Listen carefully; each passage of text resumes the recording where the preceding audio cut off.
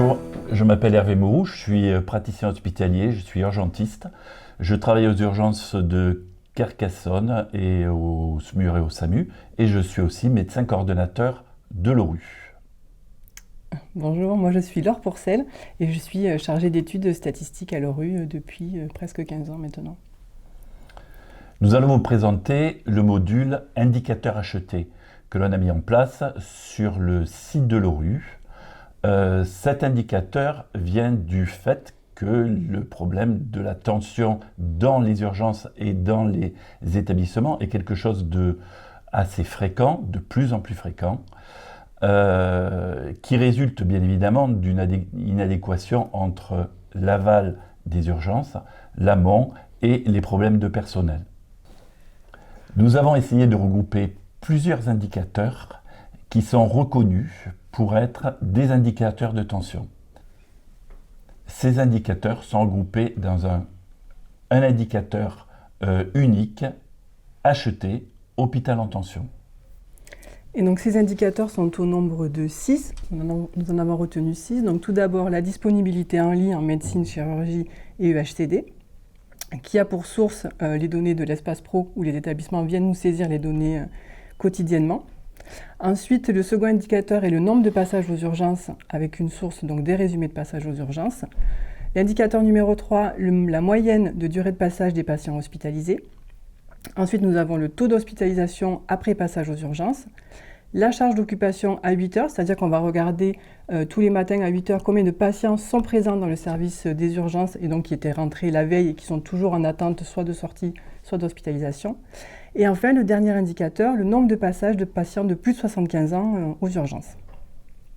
Nous avons retenu comme indicateur le taux d'hospitalisation, puisque c'est quand même reconnu qu'au plus un service a une hospitalisation importante, au plus le service a une charge de travail importante. De même que le nombre de patients de plus de 75 ans est aussi un indicateur qui peut augmenter la tension dans l'établissement. Ouais. Après, il faut savoir que ces 6 indicateurs représentent la tension, mais pas que. Il y a d'autres indicateurs qui peuvent influencer et qui n'ont pas été pris en compte, donc notamment toute la partie ressources humaines, où on sait qu'il y a beaucoup de tension en ce moment sur cette partie-là. Effectivement, si dans un service d'urgence, il manque une infirmière ou un médecin, quel que soit le nombre de passages, quel que soit le nombre d'hospitalisations, uniquement ce fait-là peut entraîner une tension de l'établissement. Du coup, maintenant, ces 6 indicateurs, donc, nous les avons définis. Et maintenant, il faut savoir quand est-ce qu'on peut les calculer pour trouver une tension ou non dans l'établissement. Donc, nous avons fait le choix de les calculer sur 2 périodes.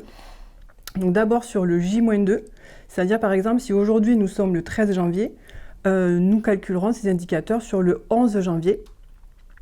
Donc, ce qu'il faut savoir, c'est que nous avons pris 2 jours avant parce que les données de la veille sont assez souvent mal remplies ou en manque de remplissage et on sait que les données seront de meilleure qualité sur le J-2. Donc c'est pour ça qu'on a pris plutôt le J-2 que le J-1 pour être sûr que les données qu'on présente soient de bonne qualité. Et ensuite, on a décidé aussi également de présenter ces indicateurs sur une seconde période où là, on va regarder la moyenne de J-3 à J-6. Donc si je reprends l'exemple, donc nous sommes le 13 janvier, nous avons fait la moyenne des 7, 8, 9 et 10 janvier. Ce qui nous permet d'avoir sur le J-2 vraiment une tension ponctuelle et de regarder sur cette moyenne à 4 jours si la tension était là les jours précédents, donc si elle continue d'exister ou si c'était juste une tension plutôt ponctuelle. Effectivement, on s'aperçoit que les tensions n'apparaissent pas brutalement sans qu'il y ait des éléments prédictifs de la tension dans les jours précédents. C'est pour ça que ce choix d'avoir une vision un peu plus élargie sur les jours précédents nous est apparu intéressant. Voilà, donc maintenant on a défini les indicateurs, on les a calculés sur différentes périodes, et maintenant ce qu'il faut pour définir une tension, c'est savoir en fait à quoi on va les comparer. Du coup, on a décidé de les comparer aux données historiques, parce qu'on recueille les données depuis plusieurs années maintenant. Donc tous ces indicateurs, donc notamment le premier indicateur donc sur la tension au niveau des lits, on a décidé de la comparer au dernier BJML, qui est calculé du coup sur les 3 dernières années. Le BGML étant le besoin journalier minimal en lit. C'est ça. Les autres indicateurs, donc le nombre de passages aux urgences, la durée de passage, les taux d'hospitalisation et les nombres de passages depuis 75 ans, donc on les compare aux 3 dernières années historiques, donc 2019, 2021, 2022. Étant donné que l'année 2020, on l'a mis un petit peu de côté, comme elle était très particulière avec le Covid. Et au niveau du 5e indicateur, donc la charge d'occupation à 8 heures, donc on la compare à l'année précédente, à l'année 2022.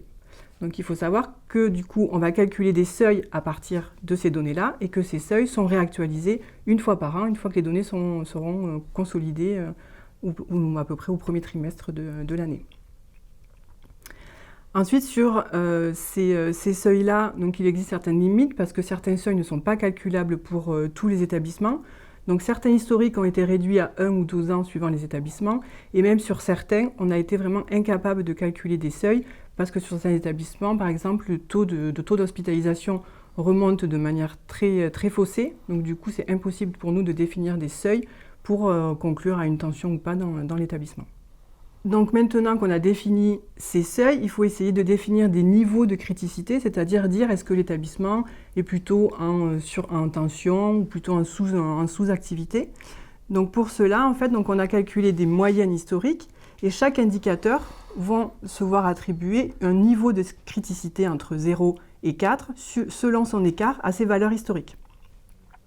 Donc un établissement sera en sous-activité si sa valeur à J-2 est inférieure à la moyenne historique, moins 2 écarts types, à 1 si la moyenne et la valeur du J2 est entre la moyenne historique, moins 2 écarts types, et la moyenne historique, et etc. jusqu'à aller jusqu'à un niveau de criticité 4, où en fait là, l'établissement sera en très grande tension. Et ça, on le calcule pour chaque indicateur. Ensuite, donc on a les indicateurs, les valeurs, les seuils et les niveaux de criticité. Du coup, maintenant, on a essayé de trouver une manière simple de les représenter pour que d'un seul coup d'œil, on puisse voir si l'établissement est en tension ou pas. Donc d'abord, on a décidé de faire des radars, où en fait, chaque indicateur est une branche du radar avec des petites icônes qui reprennent les logos de chaque indicateur.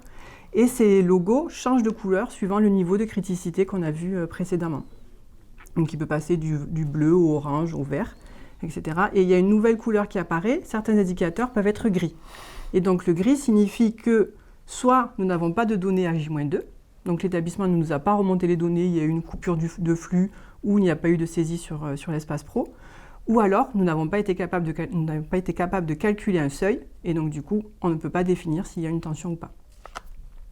En fait, au plus la surface du radar est importante, au plus l'établissement est en tension. Ensuite, ce radar-là permet une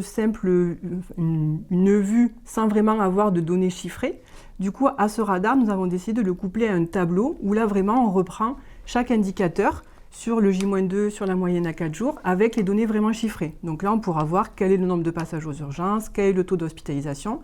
Et là aussi, sur ce tableau, on retrouve les couleurs.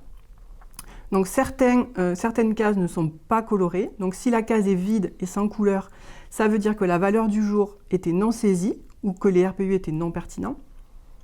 Et si s'il y a une valeur dans la case mais qu'il n'y a pas de couleur, là ça veut dire que le seuil n'était pas calculable. Donc on a la valeur du J2 mais pas le seuil, donc du coup on n'est pas capable de définir une couleur.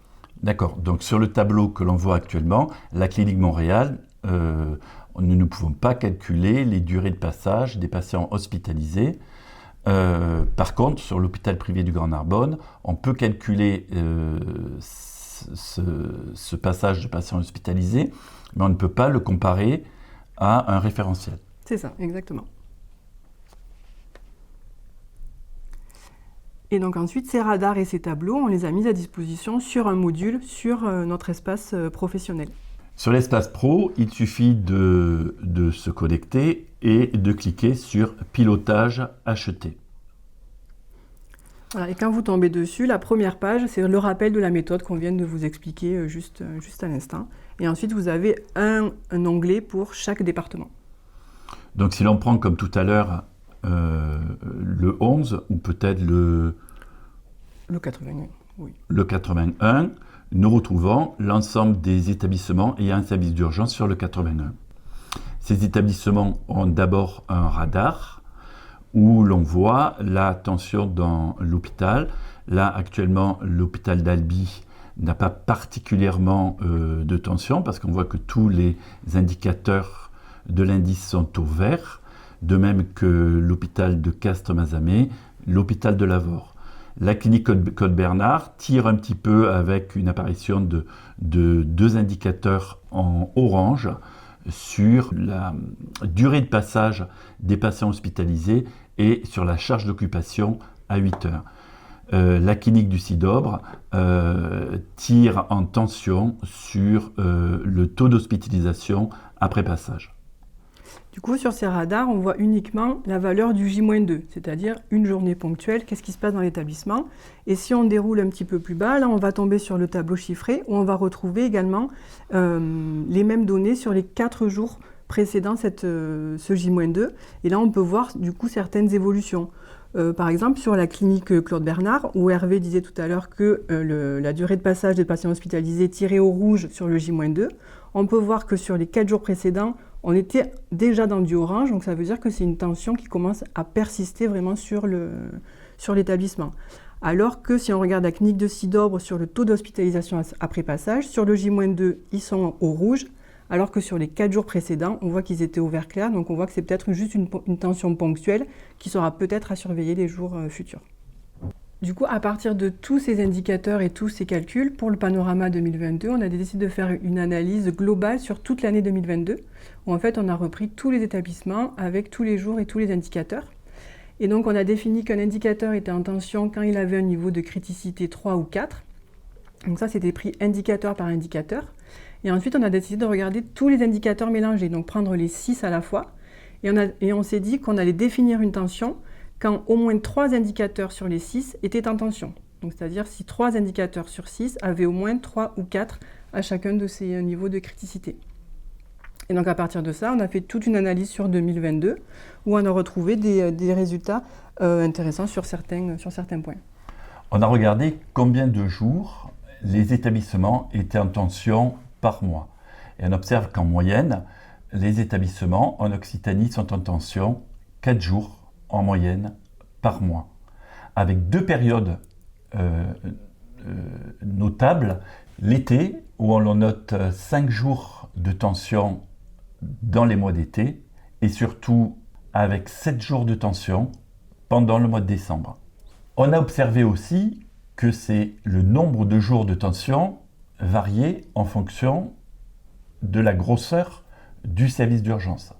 Les établissements de moins de 20 000 passages avaient un nombre de jours de tension plus faible que les établissements qui ont des taux de passage plus importants, notamment les plus de 75 000 passages voient leur nombre de jours de tension augmenter à 88 jours dans l'année, alors que les moins de 20 000 passages ont 27 jours dans l'année.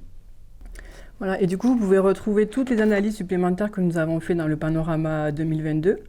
Et en 2023, on a aussi décidé de faire un petit focus dans chaque panorama établissement, où chaque établissement pourra retrouver leur situation de tension de 2023 au sein de ce panorama. Donc bien évidemment, vous l'avez compris, cet indicateur hôpital en tension n'est pas un indicateur en temps réel, mais un indicateur d'analyse de la tension qui peut être utilisé par l'ensemble des décideurs, directeurs d'établissement, chefs de pôle, responsables des urgences. Merci. Merci.